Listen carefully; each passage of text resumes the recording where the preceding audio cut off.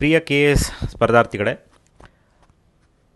India for IASನ daily answer writing practice ಚಾಲೆಂಜ್ಗೆ ತಮ್ಮೆಲ್ಲರಿಗೂ ಆತ್ಮೀಯವಾದಂಥ ಸ್ವಾಗತ. ಸೊ ಈ ವಾರದಲ್ಲಿ ಎಕನಾಮಿ ರಿಲೇಟೆಡ್ ಪ್ರಶ್ನೆಗಳನ್ನ ಚರ್ಚೆ ಮಾಡ್ತಾ ಇದ್ದೀವಿ. ಅದರಲ್ಲಿ ಇವತ್ತು ಡೇ 10. ಸೊ ಡೇ 10ನ ಪ್ರಶ್ನೆ ಏನು ಅಂತ ನೋಡೋಣ. Critically assess the role of gram sabha in panchayat governance and development planning. So panchayat ಆಡಳಿತ ಮತ್ತು ಅಭಿವೃದ್ಧಿ ಯೋಜನೆಯಲ್ಲಿ ಗ್ರಾಮಸಭೆಯ ಪಾತ್ರವನ್ನು ವಿಮರ್ಶಾತ್ಮಕವಾಗಿ ಚರ್ಚಿಸಿ ಅನ್ನುವಂಥ ಪ್ರಶ್ನೆಯನ್ನು ಕೇಳಿದ್ದಾರೆ.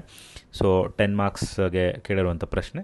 ಸೊ ಇದಕ್ಕೆ ಹೇಗೆ ಉತ್ತರಿಸ್ಬೋದು ಅಂತ ಚರ್ಚೆ ಮಾಡಿ. ಅವರು ಗ್ರಾಮ ಸಭೆಯ ಪಾತ್ರ ಅಂತ ಕೇಳಿದ್ದಾರೆ. ಸೊ ಮೊದಲನೇದಾಗಿ ಈಗ ಪಂಚಾಯತ್ ಈಗ ಕೇಳಿರುವಂಥ ಪ್ರಶ್ನೆಯಲ್ಲಿ ಏನು ಕೇಳಿದಾಗ ನಿಮಗೆ ಗೊತ್ತಿರಬೇಕು, ಗ್ರಾಮ ಸಭೆ ಮತ್ತು ಗ್ರಾಮ ಪಂಚಾಯತ್ ಅಂತ ಎರಡು ರೀತಿಯಾಗಿ ಇರ್ತಕ್ಕಂಥದ್ದು. ಸೊ ಗ್ರಾಮ ಸಭೆ ಅಂತಂದರೆ ಒಂದು ಪಂಚಾಯತ್ನಲ್ಲಿ ಬರ್ತಕ್ಕಂತಹ ಆ ವ್ಯಾಪ್ತಿಯಲ್ಲಿರ್ತಕ್ಕಂತಹ ಎಲ್ಲ ಅಡಲ್ಟ್ಸ್ ಏನಿರ್ತಾರೆ ಪ್ಲಸ್ 18 ಅಬೋವ್ ಏಜ್ಡ್ ಇರತಕ್ಕಂಥವ್ರು ಯಾರು ವೋಟಿಂಗ್ ರೋಲಲ್ಲಿ ಯಾರು ವೋಟಿಂಗ್ ಪವರ್ನ ಹೊಂದಿರ್ತಾರೆ ಆ ಎಲ್ಲರೂ ಸೇರಿ ನಾವೇನಂತ ಕರಿತೀವಿ, ಗ್ರಾಮ ಸಭೆ ಅಂತ ನಾವು ಕರೆಯುವಂಥದ್ದು. ಸೊ ಈ ಗ್ರಾಮ ಸಭೆಯ ಪಾತ್ರ ಏನು ಹಾಗಾದರೆ ಒಂದು ಪಾರ್ಲಿಮೆಂಟಲ್ಲಿ ಡೆವಲಪ್ಮೆಂಟ್ ಆಗಬೇಕಾದ್ರೆ ಅದರ ಪಾತ್ರ ಏನು ಅನ್ನೋಂಥದ್ದನ್ನು ನೋಡ್ತಾ ಹೋಗೋಣ. ಸೊ ಇಂಟ್ರೊಡಕ್ಷನಲ್ಲಿ ನಾವೇನು ಬರಿಬೋದು ಅಂತಂದರೆ, ಪಂಚಾಯತ್ನ ಒಂದು ಸ್ಟ್ರಕ್ಚರ್ ಬಗ್ಗೆ ನಾವು ಇಲ್ಲಿ ಚರ್ಚೆ ಮಾಡ್ಬೋದಾಗಿದೆ. ಸೊ ಪಂಚಾಯತ್ ರಾಜ್ ಸಿಸ್ಟಮ್ ಅಂತ ಬಂದಾಗ ಇದು ರೂರಲ್ ಲೋಕಲ್ ಸೆಲ್ಫ್ ಗವರ್ನೆನ್ಸ್ ಬಗ್ಗೆ ಮಾತಾಡ್ತಕ್ಕಂತಹ ಒಂದು ಕಾನ್ಸೆಪ್ಟ್ ಆಗಿರುತ್ತೆ. ಸೊ ಅದೇ ರೀತಿ ಇಲ್ಲಿ ಏನಂತಂದರೆ ಇದು 3 ಲೆವೆಲ್ಸಲ್ಲಿ ಪಂಚಾಯತ್ಸನ್ನು ಸೆಟಪ್ ಮಾಡೋದು ನಮಗೆಲ್ಲ ಗೊತ್ತಿರೋ ಹಾಗೆ ಪಂಚಾಯತ್ ಸಮಿತಿ, ಜಿಲ್ಲಾ ಪರಿಷತ್ತು, ಪಂಚಾಯತ್ ಸಮಿತಿ ಮತ್ತು ಗ್ರಾಮ ಪಂಚಾಯತ್ ಅಂತ. ಸೊ ಈ ಗ್ರಾಮ ಸಭಾ ಮತ್ತು ನ್ಯಾಯ panchayat usually they are part of sub divisions of ಗ್ರಾಮ ಪಂಚಾಯತ್ ಅಂತಲೇ ಕರಿತೀವಿ. ಆದರೆ ಗ್ರಾಮ ಸಭಾ ಅನ್ನೋಂಥದ್ದು ತುಂಬ ಲಾರ್ಜೆಸ್ಟ್ ಆಯಿತಾ, this is the largest and most important body in the panchayat Raj system ಅಂತ.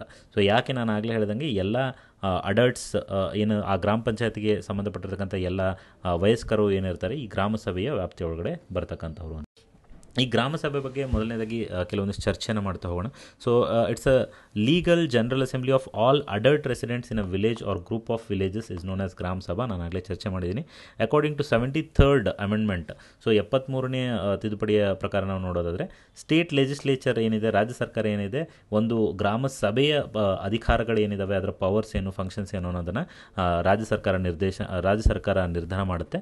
ಸೊ ಇದು ಒಂದು ಪರ್ಮನೆಂಟ್ ಬಾಡಿ ಇದು ಗ್ರಾಮ ಸಭಾ ಅನ್ನುವಂಥದ್ದು. ಯಾಕಂದರೆ ಗ್ರಾಮ ಪಂಚಾಯತ್ ಅನ್ನುವಂಥದ್ದು ಟೆಂಪ್ರರಿ ಬಾಡಿ, 5 ವರ್ಷಕ್ಕೊಂದ್ಸರಿ ಎಲೆಕ್ಟ್ ಮಾಡ್ತೀವಿ. ಆದರೆ ಗ್ರಾಮ ಸಭೆ ಅನ್ನುವಂಥದ್ದೊಂದು ಪರ್ಮನೆಂಟ್ ಬಾಡಿಯಾಗಿ ಇರ್ತಕ್ಕಂಥದ್ದು. ಈ ವಿಧಿ 243ರಲ್ಲಿ ಇದ್ರ ಬಗ್ಗೆ ಸಾಕಷ್ಟು ಚರ್ಚೆಯನ್ನು ಕೂಡ ಮಾಡಲಾಗಿದೆ. ಸೊ ಇದೇನು ಮಾಡುತ್ತೆ ಅಂತಂದರೆ it examines the panchayats yearly budget. So ಪಂಚಾಯತ್ನ ವಾರ್ಷಿಕ ಬಜೆಟನ್ನು ಇದು ಎಕ್ಸಾಮಿನ್ ಮಾಡುತ್ತೆ. ಸೊ ಅದೇ ರೀತಿ ಆಡಿಟನ್ನು ಕಂಡಕ್ಟ್ ಮಾಡುವಂಥದ್ದು, ಅಡ್ಮಿನಿಸ್ಟ್ರೇಟಿವ್ ರಿಪೋರ್ಟ್ಗಳನ್ನು ಇದು ಚೆಕ್ ಮಾಡುತ್ತೆ. ಸೊ ಟ್ಯಾಕ್ಸ್ ಪ್ರಪೋಸಲ್ಗಳ ಬಗ್ಗೆ ಎಲ್ಲ ಚರ್ಚೆಯನ್ನು ಮಾಡಿ ನಿರ್ಧಾರಗಳನ್ನ ತೆಗೆದುಕೊಳ್ಳುವಂಥದ್ದು. ಸೊ ಅದಷ್ಟೇ ಅಲ್ಲದೆ ಪಂಚಾಯತ್ ಡೆವಲಪ್ಮೆಂಟ್ ಪ್ಲ್ಯಾನ್ಗಳೇನಿದ್ದಾವೆ ವೆರಿ ವೆರಿ ಇಂಪಾರ್ಟೆಂಟು. ಈ ಪಂಚಾಯತ್ ಡೆವಲಪ್ಮೆಂಟ್ ಪ್ಲ್ಯಾನ್ಗಳ ಅಪ್ರೂವಲನ್ನು ಕೂಡ ಈ ಗ್ರಾಮಸಭೆ ನೋಡ್ಕೊಳ್ಳುವಂಥದ್ದು. ಸೊ ಪ್ರತಿ ವರ್ಷ ಗ್ರಾಮಸಭೆ 2 ಮೀಟಿಂಗ್ಗಳನ್ನ ಕಂಡಕ್ಟ್ ಮಾಡ್ತಾರೆ. ಸೊ ಮೊದಲನೇದಾಗಿ ಅದು ಯಾಕೆ ಮೊದಲನೇ ಮೀಟಿಂಗ್ ಯಾಕಾಗುತ್ತೆ ಅಂದರೆ ಗ್ರಾಮ ಪಂಚಾಯತ್ನ ಬಜೆಟ್ ಏನಿರುತ್ತೆ ಆ ಬಜೆಟನ್ನು ಇವ್ಯಾಲ್ಯೂಯೇಟ್ ಮಾಡಲಿಕ್ಕೆ. ಎರಡನೇದಾಗಿ ಪಂಚಾಯತ್ ಕೊಡುವಂಥ ರಿಪೋರ್ಟ್ಗಳನ್ನು ಚೆಕ್ ಮಾಡಲಿಕ್ಕೆ 2ನೇ ಒಂದು ಮೀಟಿಂಗನ್ನು ಮಾಡ್ತಾರೆ ಅನ್ನೋದು. ಸೊ ಈ ಗ್ರಾಮ ಸಭೆಯಲ್ಲಿ ಇರತಕ್ಕಂತಹ ಮೆಂಬರ್ಸ್ ಎಲ್ಲ ಸೇರಿ ಪಂಚಾಯತಿಗೆ ಏನಂತಂದರೆ ಎಲೆಕ್ಷನ್ಗೆ ಇಲ್ಲಿ ರಿಪ್ರೆಸೆಂಟೇಟಿವ್ಸನ್ನು ಸೆಲೆಕ್ಟ್ ಮಾಡುವಂಥ ಒಂದು ಕೆಲಸವನ್ನು ಕೂಡ ಗ್ರಾಮಸಭೆ ಮಾಡುತ್ತೆ. ಮುಖ್ಯವಾಗಿ ಹಾಗಾದರೆ ಈ ಗ್ರಾಮಸಭೆಯ ರೋಲ್ ಏನಿದೆ, ಹಾಗಾದರೆ ಇದರ ಗ್ರಾಮಸಭೆಯದು ಪಂಚಾಯತ್ ಗವರ್ನೆನ್ಸ್ ಒಳಗಡೆ ಮತ್ತು ಡೆವಲಪ್ಮೆಂಟ್ ಒಳಗಡೆ ಅಂತ ನಾವು ನೋಡ್ತಾ ಹೋಗೋಣ. ಸೊ ಮೊದಲನೇದಾಗಿ this allows for the direct ಈಗ ಸಿಟಿಸನ್ಸ್ಗಳಿಗೆ ಒಂದು ಅಡ್ಮಿನಿಸ್ಟ್ರೇಟಿವ್ ಮ್ಯಾಟರ್ಸ್ ಒಳಗಡೆ ಸೊ ಸಿಟಿಸನ್ಸೇ ಡೈರೆಕ್ಟಾಗಿ ಪಾರ್ಟಿಸಿಪೇಟ್ ಮಾಡಿ ಅವರಿಗೆ ಇರ್ತಕ್ಕಂತಹ ಒಂದು ಪವರ್ನ ಇಲ್ಲಿ ಏನು ಮಾಡ್ಬೋದು, ಅವರು ಡೈರೆಕ್ಟ್ ಡೆಮೋಕ್ರಸಿ ಅನ್ನೋಂಥದ್ದು ಕಾನ್ಸೆಪ್ಟ್ ಎಲ್ಲರಿಗೂ ಗೊತ್ತಿರುತ್ತೆ. ಸೊ ಡೈರೆಕ್ಟ್ ಪಾರ್ಟಿಸಿಪೇಷನ್ಗೆ ಅಲೌ ಮಾಡಿಕೊಡುತ್ತೆ ಗ್ರಾಮಸಭೆ ಅನ್ನೋಂಥದ್ದು. ಸೊ ಅದಷ್ಟೇ ಅಲ್ಲದೆ ಏನಂತಂದರೆ ಈಗ ಗ್ರಾಮ ಸಭೆಯೊಳಗಿರ್ತಕ್ಕಂಥ ಮೆಂಬರ್ಸ್ಗಳಿಗೆ ಏನೇನು ತೊಂದರೆಗಳಿದ್ದಾವೆ, what problems they are facing ಅನ್ನೋಂಥದ್ದನ್ನು ತುಂಬ ಎಲಾಬ್ರೇಟ್ ಆಗಿ ಅವರು ಇಲ್ಲಿ ಚರ್ಚೆಯನ್ನು ಕೂಡ ಮಾಡಬಹುದಾಗಿದೆ. ಸೊ ಅದ್ರ ಜೊತೆಗೆ ಪಂಚಾಯತ್ ಮಾಡ್ತಕ್ಕಂತಹ ಡೆವಲಪ್ಮೆಂಟಲ್ ಪ್ರೋಗ್ರಾಮ್ಸ್ಗಳು, ಸ್ಕೀಮ್ಸ್ಗಳೇನಿದ್ದಾವೆ ಇದರ ಇಂಪ್ಲಿಮೆಂಟೇಷನ್, ಇದರ ಅನುಷ್ಠಾನ ಮಾಡಲಿಕ್ಕೆ ಗ್ರಾಮಸಭೆ ಬಹಳಷ್ಟು ಸಹಾಯಕವಾಗಿರತಕ್ಕಂಥದ್ದು. ಅದೇ ರೀತಿ ಬೇರೆ ಬೇರೆ ಸ್ಕೀಮ್ಸ್ಗಳೇನಿದ್ದಾವೆ, ಸ್ಕೀಮ್ಸ್ ಮತ್ತು ಪ್ರೋಗ್ರಾಮ್ಸ್ಗಳನ್ನ ಏನು ಮಾಡಿರ್ತಾರೆ, ಆ ಸ್ಕೀಮ್ಸ್ ಮತ್ತು ಪ್ರೋಗ್ರಾಮ್ನ ಬೆನಿಫಿಷರೀಸು ಆಯಿತಾ. ಸೊ ಯಾರು ಅದರ ಲಾಭವನ್ನು ಪಡಿಬೇಕು ಅಂತನ್ನುವಂಥದ್ದನ್ನು ಆ ಬೆನಿಫಿಷರೀಸನ್ನು ಐಡೆಂಟಿಫಿಕೇಷನ್ ಮಾಡೋದಕ್ಕೂ ಕೂಡ ಗ್ರಾಮಸಭೆ ಇಲ್ಲಿ ಸಾಕಷ್ಟು ಹೆಲ್ಪ್ ಮಾಡುತ್ತೆ ಅನ್ನೋಂಥದ್ದು. ಸೊ ಅದ್ರ ಜೊತೆಗೆ ಎಷ್ಟೋ ಸಲ ಏನಾಗುತ್ತೆ ಅಂತಂದರೆ ನಮಗೆಲ್ಲ ಗೊತ್ತಿರೋ ಹಾಗೆ ಪಂಚಾಯತ್ಸ್ ಅಂತ ಬಂದಾಗ ಅಲ್ಲಿ ಫಂಡಿಂಗ್ ಅಥವಾ ಫೈನಾನ್ಸದ್ದು ಕ್ರಂಚ್ ಇರತಕ್ಕಂಥದ್ದು ನಮಗೆಲ್ಲ ಗೊತ್ತಿರುತ್ತೆ. ಸೊ ಆದರೂ ಕೂಡ ಕಮ್ಯುನಿಟಿ ವೆಲ್ಫೇರ್ಗೋಸ್ಕರ ಯಾವ್ದಾದ್ರು ಹೊಸ ಪ್ರೋಗ್ರಾಮ್ಗಳಿದ್ದರೆ, ಆಮೇಲೆ ಫಂಡ್ ಇಲ್ಲದೆ ಹೋದಾಗ ಅಂತಹ ಸಂದರ್ಭದಲ್ಲಿ ಗ್ರಾಮ ಸಭೆಯಿಂದ ಕೂಡ ಏನಂತಂದರೆ ಬಹಳಷ್ಟು ಸಲ ಇಲ್ಲಿ ಫಂಡಿಂಗು ಕೂಡ ಆಗುತ್ತೆ. ಸೊ ಅದು ಕೂಡ ನಾವು ಗಮನದಲ್ಲಿ ಇಟ್ಕೊಳ್ಬೇಕಾಗತ್ತೆ. ಸೊ ಅದೇ ರೀತಿ ಗ್ರಾಮ ಸಭೆಯಲ್ಲಿ ಇವಾಗ ಪ್ರೋಗ್ರಾಮ್ಸ್ ಲೈಕ್ ಮಾಸ್ ಎಜುಕೇಷನ್ನು, ಫ್ಯಾಮಿಲಿ ವೆಲ್ಫೇರ್ ಪ್ರೋಗ್ರಾಮ್ಸ್ಗಳನ್ನು ಕೂಡ ಇಲ್ಲಿ ಸಪೋರ್ಟ್ ಮಾಡ್ತಾರೆ. ಆ್ಯಂಡ್ ಅದೇ ರೀತಿ ಗ್ರಾಮ ಸಭೆ ಏನು ಮಾಡುತ್ತೆ ಅಂತಂದರೆ ಒಂದು ಗ್ರಾಮ ಪಂಚಾಯತಿ ವ್ಯಾಪ್ತಿಯಲ್ಲಿ ಬರ್ತಕ್ಕಂಥ ಎಲ್ಲ ಕಮ್ಯುನಿಟಿಗಳನ್ನು ಇದು ಇನ್ಕ್ಲೂಡ್ ಮಾಡ್ಕೊಳ್ಳೋದ್ರಿಂದ ಇಲ್ಲಿ ಒಂದು ಸೋಷಿಯಲ್ ಹಾರ್ಮನಿ, ಯೂನಿಟಿ ಕೂಡ ಇಲ್ಲಿ ಬಿಲ್ಡ್ ಆಗುವಂಥದ್ದನ್ನು ನಾವು ನೋಡ್ಬೋದು. ಅದೇ ರೀತಿ it discusses recommends appropriate action with regard to the reports of vigilance committee. So ಒಂದು ಪಂಚಾಯತ್ಸಲ್ಲಿ ರಿಲೇಟೆಡ್ ಹೇಗೆ ನಡೀತಾ ಇದೆ, ಅಲ್ಲೇನಾದ್ರು ಕರಪ್ಷನ್ ಆಗ್ತಾ ಇದೆಯಾ, ಮತ್ತೊಂದು ಇದ್ರ ಬಗ್ಗೆ ಕೂಡ ಅಲ್ಲಿ ಚರ್ಚೆಗಳಾಗುತ್ತೆ. ಅದೇ ರೀತಿ ಟ್ಯಾಕ್ಸೇಷನ್ ರಿಲೇಟೆಡ್, ಸೊ ಯಾವ್ಯಾವ ಟ್ಯಾಕ್ಸ್ಗಳನ್ನು ಹಾಕಬೇಕು, ಫೀಸ್ಗಳ ರೇಟ್ ಎಷ್ಟಿರಬೇಕು, ಅದ್ರ ಬಗ್ಗೆ ಎಲ್ಲ ಕೂಡ ಇಲ್ಲಿ ಚರ್ಚೆಗಳು ಕೂಡ ಆಗುತ್ತೆ. ಸೊ ಈ ಎಲ್ಲದರ ಜೊತೆಗೆ ಏನಂತಂದರೆ ಸೋಷಿಯಲ್ ಆಡಿಟ್ ಅಂತ ನಾವೇನು ಕರಿತೀವಿ. ಸೊ ಗ್ರಾಮ ಪಂಚಾಯತ್ ಸರಿಯಾಗಿ ಕಾರ್ಯವನ್ನು ನಿರ್ವಹಣೆ ಮಾಡ್ತಾ ಇದೆಯಾ, ಅಲ್ಲಿರ್ತಕ್ಕಂಥ ಫೈನಾನ್ಸ್ಗಳ ಸದ್ಬಳಕೆ ಪ್ರಾಪರಾಗಿ ಆಗ್ತಾ ಇದೆಯಾ ಇಲ್ವಾ, ಆಮೇಲೆ ಸ್ಕೀಮ್ಸ್ ಮತ್ತು ಪ್ರೋಗ್ರಾಮ್ಸ್ಗಳ ಇಂಪ್ಲಿಮೆಂಟೇಷನ್ ಸರಿಯಾಗಿ ಆಗ್ತಾ ಇದೆಯಾ, ಅದರ ಬೆನಿಫಿಷರೀಸ್ಗೆ ರೀಚ್ ಆಗ್ತಾ, ಈ ಎಲ್ಲ ವಿಷಯಗಳನ್ನು ಕೂಡ ಇಲ್ಲಿ ಸೋಷಿಯಲ್ ಆಡಿಟಿಂಗ್ ಕೂಡ ಆಗುತ್ತೆ ಗ್ರಾಮಸಭೆದೊಳಗಡೆ. ಆ್ಯಂಡ್ ಅದೇ ರೀತಿ ಪಂಚಾಯತ್ ಡೆವಲಪ್ಮೆಂಟ್ ಪ್ಲ್ಯಾನ್ಗಳನ್ನು ನಾವು ಆಗಲೇ ಮಾತಾಡಿದ್ವಿ, ಪಂಚಾಯತ್ ಡೆವಲಪ್ಮೆಂಟ್ ಪ್ಲ್ಯಾನ್ಗಳನ್ನು ಅಪ್ರೂವಲ್ ಮಾಡುವಂಥದ್ದು ಕೂಡ ಇದೆ ಗ್ರಾಮಸಭೆ ಅಂತ ನಾವು ಹೇಳ್ಬೋದು.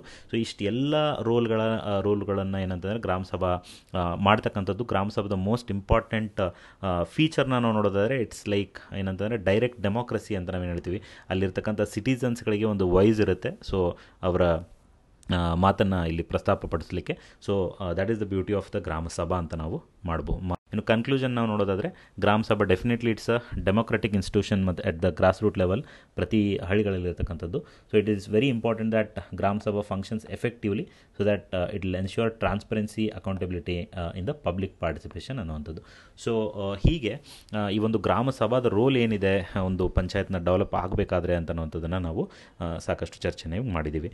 ಸೊ ಈಗ ಗ್ರಾಸ್ ರೂಟ್ ಲೆವೆಲ್ ಇನ್ಸ್ಟಿಟ್ಯೂಷನ್ಸ್, ಇವಾಗ ಪಂಚಾಯತ್ ಮತ್ತು ಮುನ್ಸಿಪಾಲಿಟೀಸ್ ಅನ್ನುವಂಥದ್ದು ಬಹಳಷ್ಟು ಮುಖ್ಯವಾದಂತಹ ಒಂದು ಆರ್ಗನೈಸೇಷನ್ಸ್ಗಳು. ಸೊ ಇವಾಗ ನಾವು ಡಿಸೆಂಟ್ರಲೈಸೇಷನ್ ಬಗ್ಗೆ ಮಾತಾಡುವಾಗ, ಪವರ್ನ ಡಿಸೆಂಟ್ರಲೈಸೇಷನ್ ಬಗ್ಗೆ ಮಾತಾಡಬೇಕಾದ್ರೆ, so centre to states to the local government ಅಂತ. ಸೊ ಆ ನಿಟ್ಟಿನೊಳಗಡೆ 73rd 74th ಕಾನ್ಸ್ಟಿಟ್ಯೂಷನ್ ಅಮೆಂಡ್ಮೆಂಟ್ ಆ್ಯಕ್ಟ್ಗಳು ಕೂಡ ತುಂಬ ಇಂಪಾರ್ಟೆಂಟ್ ಆಗುತ್ತೆ. ಅದೇ ರೀತಿ ಈ ಪಂಚಾಯತ್ಸ್ ಮತ್ತು ಮುನ್ಸಿಪಾಲಿಟೀಸ್ ಹೇಗೆ ಕಾರ್ಯನಿರ್ವಹಿಸ್ತವೆ ಅದ್ರ ಬಗ್ಗೆ ತಿಳ್ಕೊಳ್ಳೋದು ಕೂಡ ಸಾಕಷ್ಟು ಮುಖ್ಯ ಆಗುತ್ತೆ. ಯಾಕಂದರೆ ನೀವು ನಾಳೆ ದಿನ KS ಅಧಿಕಾರಿ ಆದಮೇಲೆ ಈ ಎಲ್ಲ ಆರ್ಗನೈಸೇಷನ್, ಗ್ರಾಸ್ ರೂಟ್ ಲೆವೆಲ್ ಆರ್ಗನೈಸೇಷನ್ಸ್ಗಳ ಜೊತೆಗೆ ನೀವು ಕಾರ್ಯವನ್ನು ನಿರ್ವಹಿಸೋ ಒಂದು ಸಂದರ್ಭ ಇರೋದ್ರಿಂದ ಇದ್ರ ಬಗ್ಗೆ ಸಾಕಷ್ಟು ನೀವು ತಿಳ್ಕೊಳ್ಬೇಕು ಅನ್ನೋಂಥ ಎಕ್ಸ್ಪೆಕ್ಟೇಷನ್ ಕೂಡ KPSC ಆಗಿರುತ್ತೆ ಅಂತ. ಸೊ ಹೀಗೆ ವಿ ಕ್ಯಾನ್ ಕನ್ಕ್ಲೂಡ್ ದ ಏನಂತಂದರೆ day 10 discussion of the economy videos ಇವತ್ತಿಗೆ. ಸೊ ಪ್ರತಿದಿನ ಮುಂದೆ ಬರ್ತಕ್ಕಂಥ ಎಲ್ಲ ಸಬ್ಜೆಕ್ಟ್ಗಳ ಪ್ರತಿದಿನ ಎವ್ರಿಡೇ ಆನ್ಸರ್ ರೈಟಿಂಗ್ ಚಾಲೆಂಜನ್ನು ನೀವು ಟೇಕಪ್ ಮಾಡಿ, don't give up at any point. ಆಮೇಲೆ ಪ್ರತಿದಿನ ಪ್ರಾಕ್ಟೀಸ್ ಮಾಡ್ತಾ ಹೋಗೋದ್ರಿಂದ ಡೆಫಿನೆಟಾಗಿ ನೀವು ಆನ್ಸರ್ ರೈಟಿಂಗ್ ಸ್ಕಿಲ್ಲು ಕೂಡ ಎನ್ಹ್ಯಾನ್ಸ್ ಆಗ್ತಾ ಹೋಗುತ್ತೆ. ಅದೇ ರೀತಿ ನಮ್ಮ ಚಾನಲ್ಗೆ ಇನ್ನೂ ನೀವು ಸಬ್ಸ್ಕ್ರೈಬ್ ಮಾಡಿಲ್ಲ ಅಂದರೆ ಡೆಫಿನೆಟಾಗಿ ಸಬ್ಸ್ಕ್ರೈಬ್ ಮಾಡಿ. ಹಲವಾರು ಹೊಸ ಇನಿಷಿಯೇಟಿವ್ಸ್ಗಳ ಜೊತೆಗೆ ನಾವು ಮತ್ತೆ ಬರ್ತಾ ಇದ್ದೀವಿ. And please like, share and comment on this video and stay tune for the next video series. So thank you.